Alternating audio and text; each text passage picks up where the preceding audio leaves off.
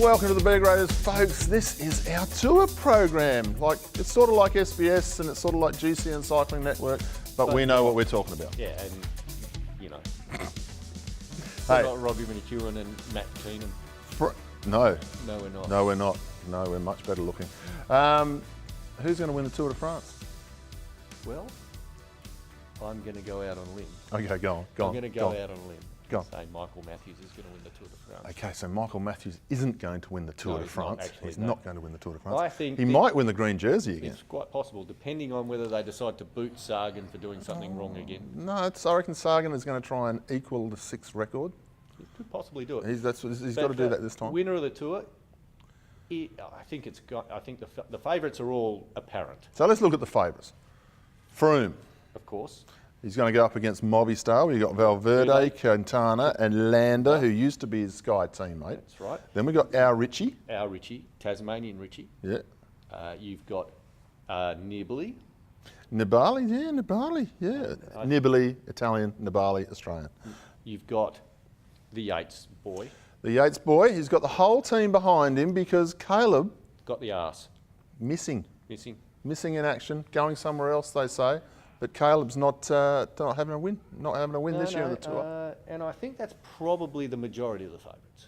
I reckon that's probably. There's a couple of guys in there, like Bernal. I'd like to see how he goes. But if Bernal is riding for Sky, they're going to be riding for Froome.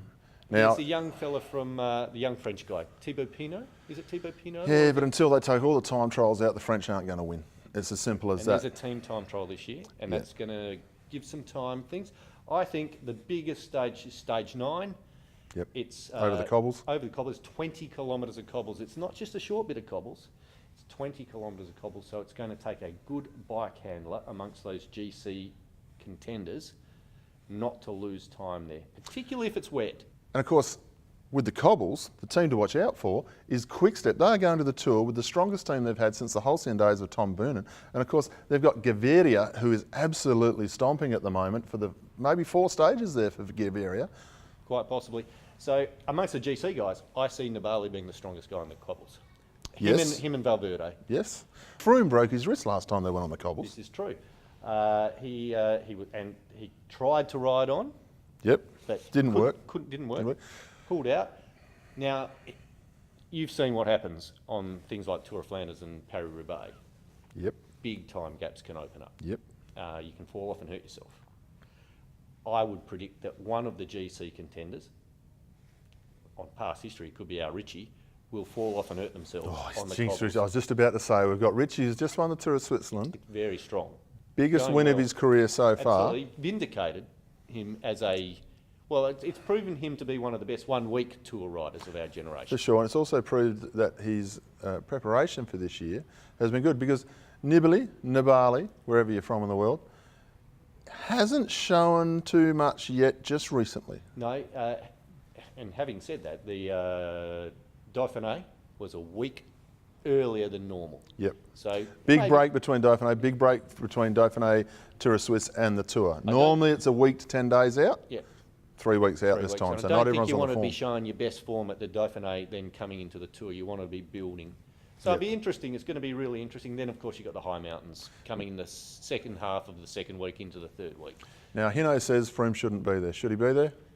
Rules say Froome's entitled to be there. Froome should be there. Froome should be there. Now, here's something that you can do at home. We are going to run the Velo Games Fantasy League during the Tour de France. You just have to go onto velogames.com, have a look at what we've got on the screen here. This is the code to join the B Graders Fantasy League. When you get on there, you get 100 points to be able to choose the team that you think will perform the best at the Tour de France.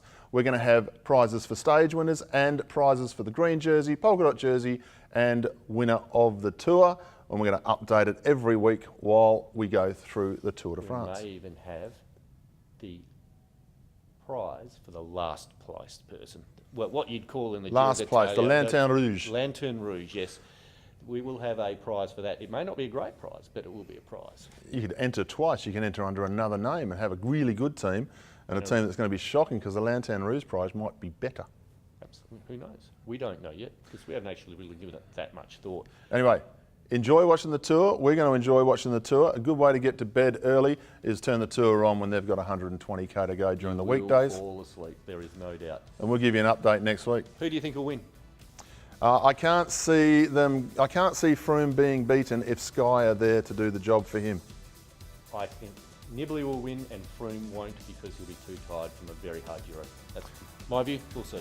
The only thing, a difference, was when Contador came back from his ban and rode the Tour.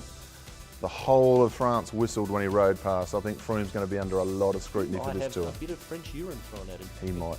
Quite possibly. But not Italians, Ewan. No, they loved him over there. They won't go pog. So happy that he won.